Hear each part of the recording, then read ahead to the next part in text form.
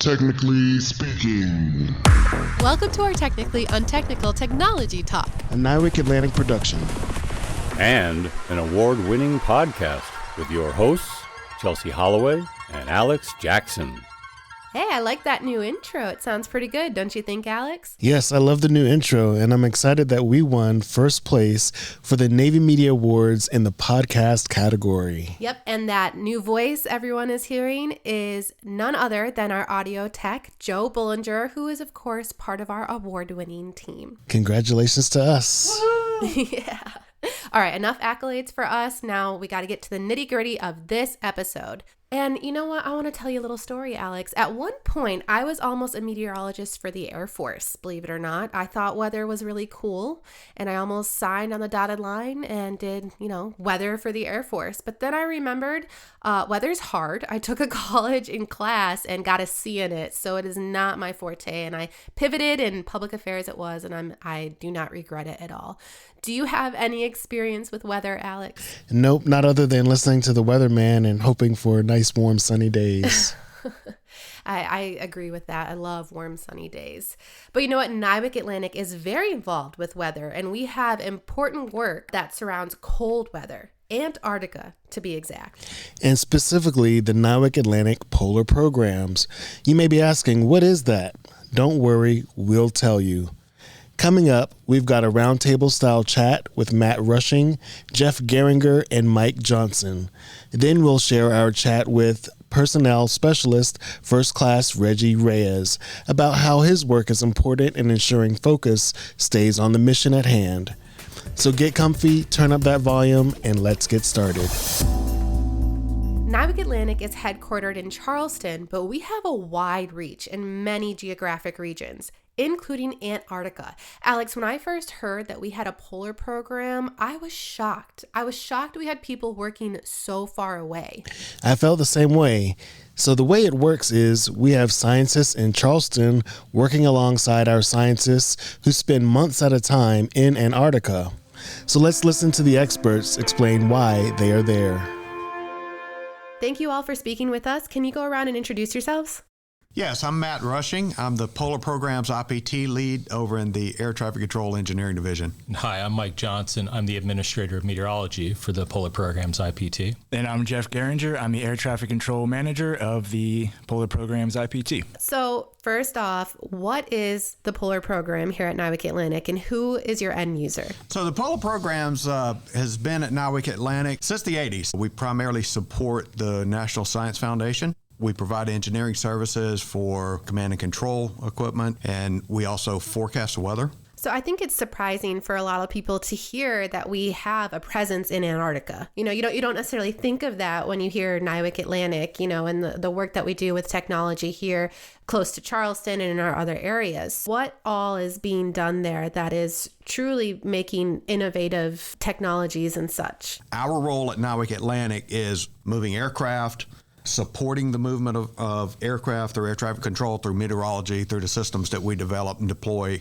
our communication systems, all of our sensors that we have scattered across the ice shelf to measure weather, and as well as their air traffic control systems to help land the aircraft. Yeah, so Antarctica is set up as it's really the largest laboratory in the world. It is an open laboratory. Oh, wow. It's under an international agreement, so the entire continent is a laboratory.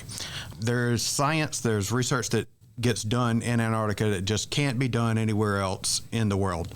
It has to do with the cleanness of the air, the temperatures, the ruggedness. There's a lot that goes on there at the various stations. Our reach goes worldwide, so we're dealing with anybody that's within the Antarctic Treaty. And of course, United States is the largest program in Antarctica out of all of the treaty nations, and we end up supporting a lot of efforts across those international partners. Now, I would say for the warfighter especially, even though they're doing logistical support, it provides them training on a skill set that they can't get anywhere else. that, the reason why the C-130s, they're actually, we call them LC-130s because they have skis on the bottom. They were originally designed to actually monitor early warning radar sites into northern Canada and Alaska and land in open ski fields up there. So maintaining that capability to conduct logistical efforts is of value to the Department of Defense and Air Force, Navy, and the rest of the joint services. So NIWC Atlantic's role in all of that is just basically like a Jack and Jill of all trade. We supply support. Yes, our primary role is logistic support, which the DoD can only provide logistic support in Antarctica. It is not a military operation down there. It is science-based. It is all open, okay? And under the presidential memorandum that authorizes it, it is a reimbursable logistic support provided by DoD is what DoD is to provide the National Science Foundation. So we have a lot of listeners who may not know what logistical support is. Can you kind of break that down in any way? Maybe give us an example of the work you've done? When I say logistic support, I extend that to all areas that would support the scientists on the ice. What are some of the areas of meteorology that are part of the polar programs? We pretty much run the entire gamut of what we forecast for, that we're forecasting not only for aviation operations for any aircraft that are flying in and around the Antarctic continent as well as the airspace to and from, but we're supporting all the research vessels and resupply vessels that will come in, including the Coast Guard icebreaker. And we'll also provide updates for any ground traverses that are moving along the continent to provide resupply or conducting research. So I know that all of y'all have been to Antarctica. What is that sort of like, and how does that climate sort of impact the type of work that NIWC Atlantic does there? At least from the meteorology aspect, it's a completely unique environment just with the difference in weather patterns that we see there and the amount of impacts that it has on aviation operations, in addition to just the fact that it's really hard to land on snow and ice. Yeah, and as far as just going to Antarctica, we bring down a wide range of professionals, so engineers, meteorologists, forecasters, weather observers, air traffic controllers, flight followers, and we're a tight group. We all work together 6 days a week, but it's a really unique and I say fun environment that we're all very lucky to be a part of. We're definitely going to get into what it's like to be down there in just a little bit, but I kind of am curious. So I know there's a lot of work you do with meteorology. Is there a type of data collection that you're doing while you're there as well? Are you able to collect data and use that to help strengthen the Navy in any way? Well, tangentially, yes. A lot of our data does get sent out to the broader community. That the Climatic Center over in Asheville does receive all of our data and can use that to build the database, the knowledge that is out there globally for the DoD as well as the rest of the U.S. weather enterprise. Awesome. How does it help the warfighter and the National Science Foundation? Well, for meteorology, we're providing the input for pretty much all of their resupply, their logistical efforts. And so everything that comes down there has to be either lifted over by air or by sea lift. We do have a fully joint mission within the United States. We have a large military contingent from the United States Air Force, the Air National Guard out of New York. Our C-17s come out of McCord up in Washington. The Coast Guard cutter comes in and cuts the ice for us, and Military Sea Lift Command actually contracts and services us through the resupply vessels as well. So it is a large joint mission across the board in Antarctica. In addition to that logistical support, you all are out there for months and months at a time. Other than the work that you do out there, what's more of something that you've enjoyed being out on the ice, being in that element? How does that make you feel in terms of the day-to-day work that you all do? Yeah, so there's a lot to do in Antarctica, believe it or not. So there's a lot of really great hiking. They have a lot of recreation events, so you can take snowmobiles out to some of the cool sites that they have. There's a poker night, there's card games, there's just about every sport. Every night of the week is a different sport. So you have soccer night, basketball night, volleyball night. So there's plenty to do. Morale and recreation is a big part of the program, and after such long weeks and difficult work. So I would say it's also amazing just the environment you're in. I mean, we're on this little small rock island, and my first day there, I'm looking out at mountain ranges that are 10,000 feet that are just barely, they look like they're right on top of you, but they're closer to 40 or 50 miles away.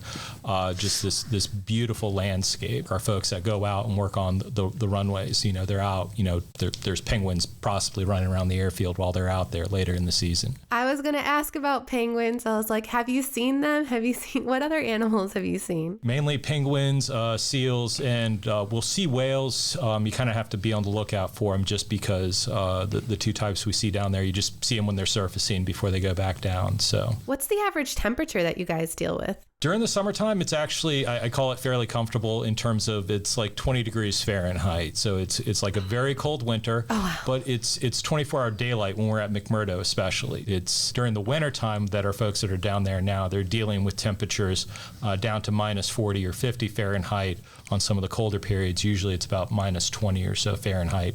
At the McMurdo station that they're working. And for the researchers that work out of the pole or the support staff that works out there during the winter, they're getting down to minus 70 or 80 Fahrenheit. Oh, my goodness. And just to be clear, we don't winter over anybody at South Pole. I keep 4 people in McMurdo through the winter.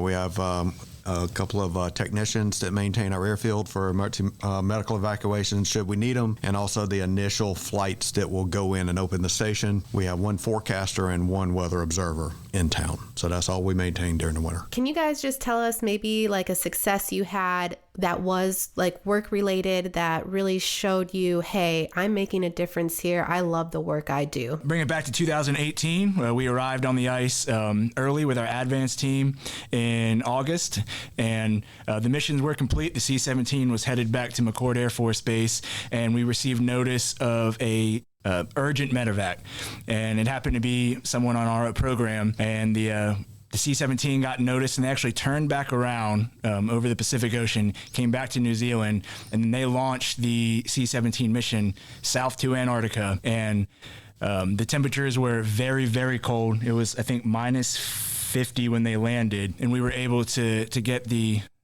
patient out to the airfield within less than 24-hour notice. And that's when that was a moment where I was like, we are really making a difference here, and we potentially could have saved a life. So can you explain what you all do in terms of your workforce and how you work both here at NIWC Atlantic and in Antarctica? Well, at least from the meteorology side, we run kind of a split operation when we are supporting operations. So like now we have the 2 people that are wintering over, so they provide that eyes forward for us for anything that's coming down.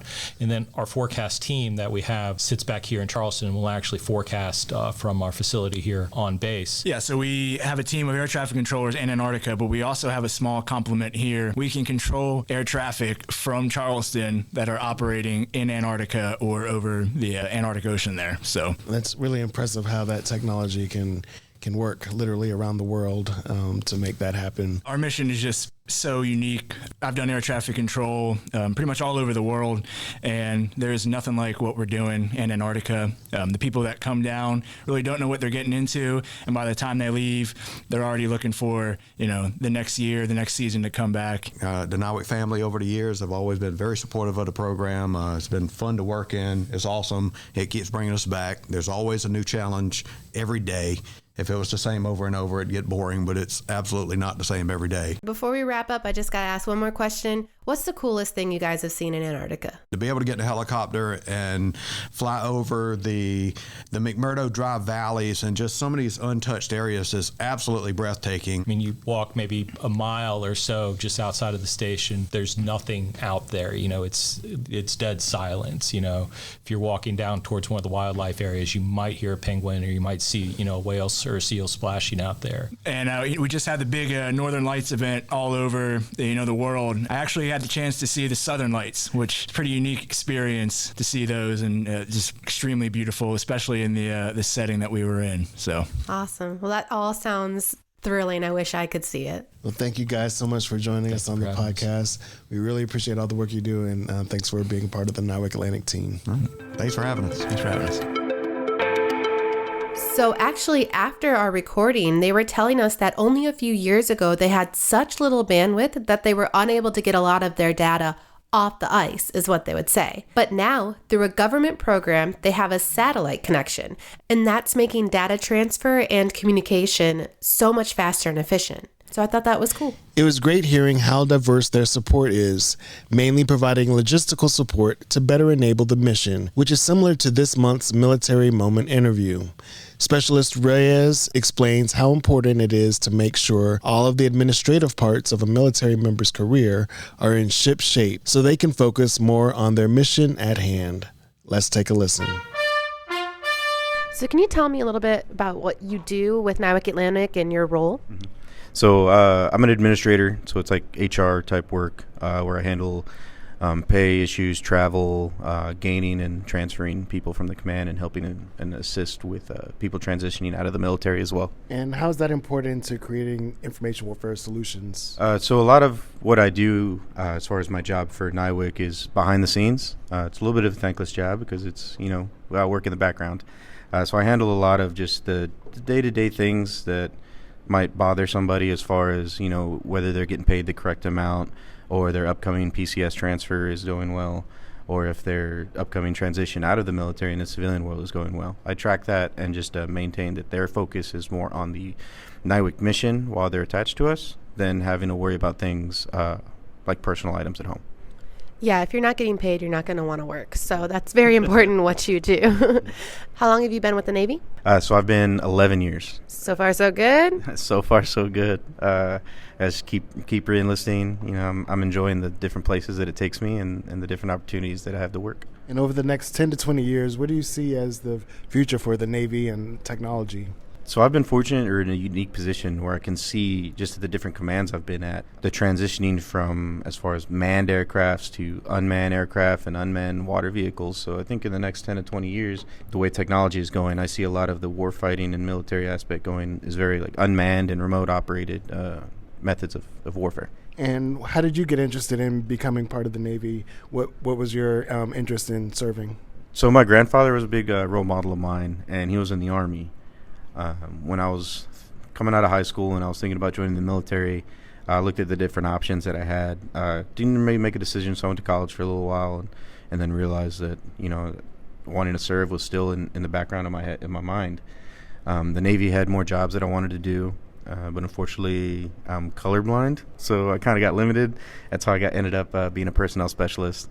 And, it's been giving me that fulfillment that I've had and trying to live up and make my grandfather proud. We all have someone in our life that we want to make proud of what we're doing. So it's a great reason. Absolutely. Thank you for your service, and glad that you're part of the Navy. Oh, yeah. Thank you guys for your support.